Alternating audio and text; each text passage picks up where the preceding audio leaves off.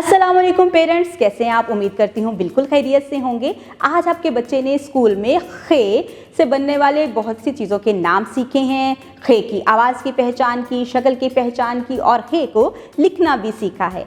हे से बहुत से नए अल्फाज सीखे और उनको जुमलों में इस्तेमाल करना सीखा है। बच्चे को उसकी डायरी के ऊपर होमवर्क दिया गया है जो कि वर्कबुक से है। आप अपनी ज़ेरे निगरानी बच्चों को होमवर्क करवाएं और इंश्योर करें कि बच्चा साफ़ सुथरे तरीके से फॉर्मेशन को फॉलो करता हुआ होमवर्क कंप्लीट करे। इसके साथ ही साथ घर में बहुत सी चीज़ें हैं, बच्चों को ये सरगर्मी लाजमी करवाएं कि आप बच्चों को उनके नाम बताएंगे और बच्चे निशानदेही करेंगे कि कौन सी चीज़ें ऐसी हैं जिनके नाम खे से शुरू होते हैं।